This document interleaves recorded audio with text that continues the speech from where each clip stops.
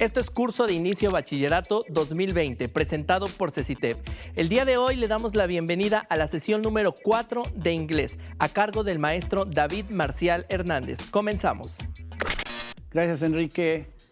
Hoy empezamos nuestra sesión 4, la última para inglés. Y vamos a ver un tema que es bastante importante para ustedes, es el pasado. Vamos a ver los verbos en pasado, los verbos regulares y los verbos irregulares. Algunas veces es complicado para algunos aprenderse estos verbos.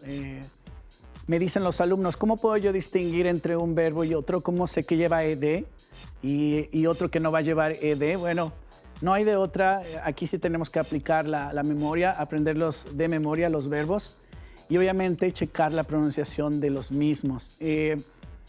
Hay algunos problemas aquí en cuestiones de pronunciación para el verbo regular.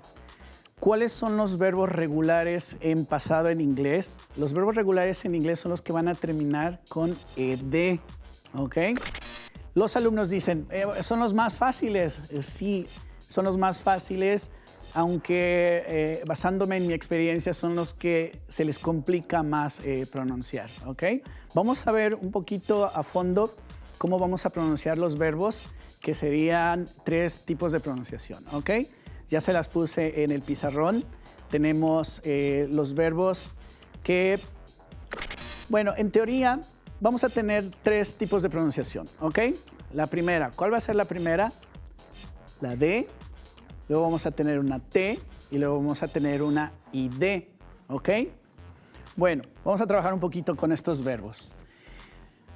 Todos los verbos que ustedes vean que terminan con una R y es una ED, tenemos entre paréntesis la pronunciación. Después de la R tenemos que pronunciar una D. El error más común que ustedes cometen es decir unsaid, ¿ok?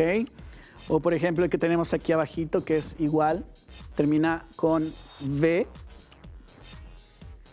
ED y decimos arrived. ¿Ok? Pero no tenemos que decir arrived. Después de la V, después de la R, tenemos que pronunciar una ligera D. Por ejemplo, decir answered. ¿Ok? Arrived. Ligero. Ligera la D.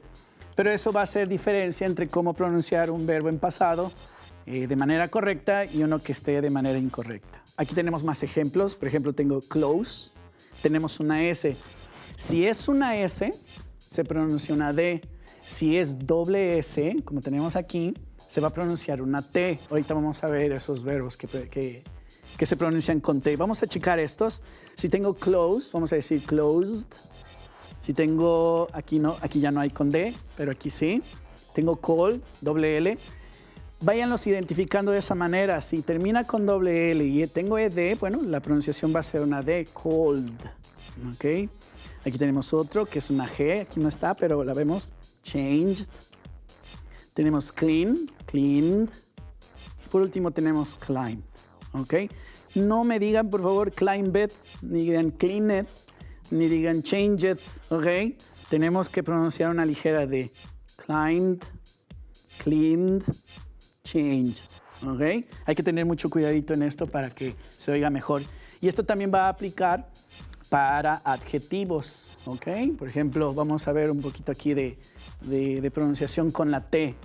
Ahora vamos a ver cómo vamos a pronunciar la T en los verbos en pasado. Vamos a identificar los verbos que se pronuncian con T cuando los veamos que terminan con estas letras. X, SH, CH, P, SS, una C y una K. Aquí también tenemos algunos ejemplos. El primero, aquí tenemos fix, que significa arreglar, componer. Tenemos la X, entonces tampoco me digan fixed. Tenemos que pronunciar una T después de la X, fixed. Aquí ya sí va haciendo un poquito más. Vamos a exagerar para que se nos quede en nuestras memorias cómo se debe de pronunciar mejor. Fixed, ¿ok? Después de la X. Tenemos otro por aquí que es la CH. Como les digo, así los pueden ustedes ir identificando. Watch, no digan watched, van a decir watched con T, ¿ok? Tenemos aquí el verbo preguntar o pedir. Aquí tenemos la K. Entonces, ¿cómo lo vamos a decir? Asked. No digan asked, please. Esa es la idea, que ustedes se lleven la pronunciación de estos verbos.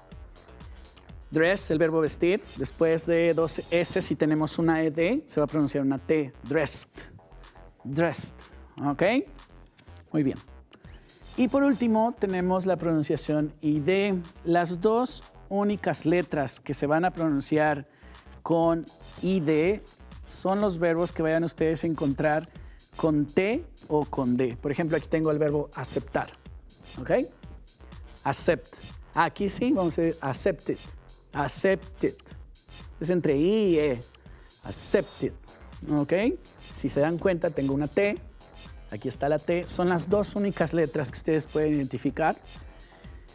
Decide. Aquí sí decimos todo. Decided. ¿Ok? Decided.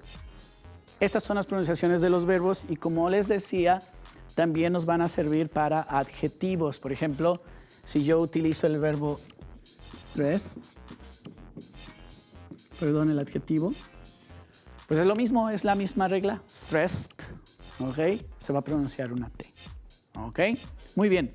Ahora, vamos a ver un poquito los verbos irregulares. ¿Cuáles son los verbos irregulares? Ya los verbos irregulares vamos a cambiarlos, ¿ok? Esos van a sufrir un cambio total en su forma de escribir. Y para mí se me hacen más fáciles de aprenderlos y de pronunciarlos. Nosotros tenemos aquí algunos ejemplos de verbos. Ya están en pasado. El primero, ¿cuál sería? Tenemos el verbo FLW, fly. ¿Cuál es el pasado? Sería flew, drink, drank, write, wrote, que sería escribir, drive, el pasado sería drove, sweep, barrer, swept, run, no digan run, por favor. La R, la U y la N en presente en inglés se pronuncia run, no me digan run, por favor. El pasado sería run, buy, bought, que sería comprar, compró, feed and fed, que sería alimentar. Los verbos irregulares no se les va a poner una ed, ¿ok? Por ejemplo, si tienen ahí run, no le vayan a poner runned porque no existen los verbos. Es lo que les dije al principio de esta sesión. ¿Cuál es la mejor manera de identificarlos? Apréndanselos de memoria, no hay de otra. Hay que darle, hay que trabajarlos, hay que repasarlos, hay que pronunciarlos para que ustedes puedan irlos manejando de manera correcta. ¿Ok? Hay veces que ya se saben los verbos, pero me siguen hablando en presente. Hay que tratarlos de utilizar en los tiempos pasados. ¿Ok? Ahora vamos a ver un poquito la estructura del verbo en pasado, que sería el pasado simple. Vamos a checar cómo vamos a expresar ideas en afirmativo, cómo vamos a expresar ideas en negativo y cómo vamos a estar trabajando con ellos. ¿Ok? Entonces vamos a pasar a ver algunas de las estructuras que vamos a estar checando. Bueno, vamos a verlas en el pizarrón. Nosotros tenemos aquí la pregunta, tenemos la afirmativa y tenemos la interrogativa, ¿ok? Entonces, yo les puse aquí verbos en pasado, irregulares. El pasado go, que es fui, last year I went to Europe. Este es un indicador, last year, last week, last Friday, last month. Es un indicador de pasado, ¿ok? Si ustedes ven esta palabrita, last week, pasado. Lo que hace referencia a que ustedes tienen que utilizar verbos en pasado. Esta es una oración en afirmativo. ¿Y cómo lo vamos a poner en negativo? Bueno, el negativo, como se acuerdan, en presente utilizamos un auxiliar que nos va a ayudar a hacer una estructura en pasado. Los alumnos tienen la costumbre de decir I no went o I no go. Está mal para referirnos al pasado. La estructura, el auxiliar correcto tiene que ser didn't. ¿Qué significa didn't? Bueno, tenemos aquí did not, que es la estructura en pasado. Y lo que hablamos en otras sesiones. Abreviaturas, contracciones, ¿ok? Son muy importantes las contracciones. Acostúmbrese a utilizar las contracciones. Luego los alumnos me dicen, es que estuve viendo una película, yo no escuché que hayan dicho did not, ¿ok? Vuelvo a lo mismo, en lo coloquial, en lo cotidiano, ellos van a decir didn't. Van a utilizar bastantes abreviaturas Entonces hay que acostumbrarnos a utilizarlas en sus conversaciones, en las tareas que vayan ustedes a estar haciendo, utilizar contracciones. Ok, entonces aquí está la negativa. I didn't go to France. Yo no fui a Francia. Aquí tenemos una preposición de movimiento, ok. To, I go to. Algunas veces nuestros alumnos ponen I go a Jalapa. Tenemos ahí la interferencia del español y decimos voy a Jalapa. So you say I go a Jalapa. Esta es una preposición de movimiento que nosotros utilizamos para que digamos voy a. I go to Jalapa, en este caso pasados. Last year I went to Europe. I didn't go to France. Yo no fui a Francia. Y luego me van a hacer la pregunta. ¿Cómo vamos a hacer la pregunta? Como lo hemos estado haciendo con otros auxiliares. Primero vamos a utilizar el auxiliar did, después la persona, después vamos a utilizar el verbo en presente. Aquí hay algo muy importante que les quiero explicar un poquito a detalle. ¿Cuáles son los cambios que sufre una pregunta y una negativa? La pregunta es que el verbo lo vamos a poner en presente, ¿ok? Ya no se pone en pasado. La única manera o la única vez que nosotros ponemos un verbo en pasado es en las oraciones afirmativas. Si nosotros hacemos una negativa, si se dan cuenta, este es un verbo regular. No lo estamos poniendo con ed, le quitamos el ed y así es. ¿Por qué se los digo? Porque luego ponemos el verbo en pasado. I didn't visit it, pero no, I didn't visit. De igual manera, como vamos a poner la pregunta, lo mismo. La pregunta, did you go to Spain? Se utiliza el auxiliar al principio y el verbo va a quedar de manera normal, ¿ok? Para que ustedes estén conscientes de lo que tenemos que estar haciendo en los salones. Tienen ustedes que hacer descripciones de lugares que hayan visitado, entonces tenemos que utilizar mucho los verbos en pasado, ¿ok? Muy bien. Vamos a pasar un poquito ahora a hacer un análisis de lo que es el famoso there is, there are, para seguir describiendo lugares. Nosotros en español, vuelvo a insistir con el español, tenemos la idea de hay. Solo hay un hay en español. En inglés aquí es donde se nos complica. ¿Por qué? Porque hay dos. Existe el there is y existe el there are. ¿Okay? El there is es el que vamos a utilizar nosotros para cuestiones en singular. ¿Okay? Y el there are lo vamos a utilizar para cuestiones en plural. ¿Okay? Aquí tenemos unos ejemplos. Ahí dice, there is a beautiful beach in Cancún. I like it. There is a beautiful beach in Cancún. I like it. ¿Qué significa? Hay una playa muy bonita en Cancún. Me gusta. There is a beautiful beach. Bien, aquí vamos a aprovechar un poquito para explicar algo que también es de suma importancia. No sé si puedo pasar por acá. ¿Cuáles son los adjetivos y después los sustantivos? ¿Cómo vamos nosotros a escribir un adjetivo y cómo vamos a escribir los sustantivos? La forma. Les voy a poner un ejemplo bastante simple para que ustedes lo puedan seguir. Por ejemplo, nosotros decimos casa azul. ¿Ok? Nosotros queremos hacer lo mismo en inglés, pero no es posible. Y nosotros ponemos house blue. ¿Ok? Entonces, esto no es posible en inglés. Nosotros primero tenemos que poner el adjetivo y después vamos a poner el sustantivo. Blue house. ¿Ok? Perdón si no me cabe. Tienen que estar muy conscientes en esto, ¿sí? Porque es un error muy común que tienen los alumnos básicos, los que están empezando. Pero tenemos que meterles la idea de que primero va el adjetivo y después va el sustantivo. Estos son, dijéramos en teoría, adjetivos y palabras bastante sencillas, pero ustedes tienen que empezar a utilizar estructuras más complejas como están en el ejemplo, ¿ok? Como por ejemplo dice, there is a beautiful beach. Beach, playa, beautiful, beautiful beach. Una playa muy bonita, ¿ok? Aquí hay otra cosita que les voy a explicar. Creo que es bastante importante. Cuando ustedes vean el pronombre al principio, va a tener una pronunciación. It is a good place, por ejemplo. No pongan atención en esto. Vamos a ver cuál es la pronunciación aquí.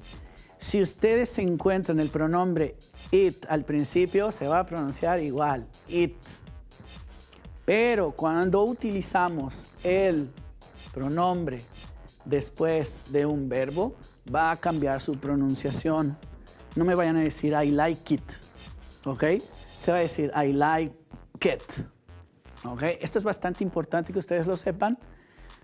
¿Por qué? Pues para que se escuche mejor, para que en sus exámenes de certificación sean evaluados con calificaciones altas y también se escuche un poquito mejor su inglés, más natural, más confiados ustedes al estarlo utilizando. Entonces recuerden, si lo pongo al principio, la pronunciación es it. Pero si después yo utilizo el pronombre después de un verbo, voy a decir I like it. Por ejemplo, yo digo I like chocolate, I love it. ¿Ok? No digan I love it. Cuidado con eso. Vamos a verlo esto un poquito más a detalle en clase, pero bueno, ahí está el apunte para que se acuerden y lo practiquen en casa. ¿Ok? Vamos a seguir viendo unos ejemplos que tenemos. Ahí yo ya les puse lo que es There is a beautiful beach in Cancún. There is a beautiful beach in Cancún. I like it. Acuérdense. ¿Cómo se va a pronunciar? A ver. Vientos. Así tienen que hacerlo. Muy bien. Abajito tenemos otro ejemplo con el I, pero en plural. Ahí tenemos There are some good nightclubs. You can dance all night. Aquí vamos a ver un tema también nuevo para ustedes. Y si no es nuevo, que lo recuerden y que lo practiquen también en sus casitas. Tenemos ahí el plural.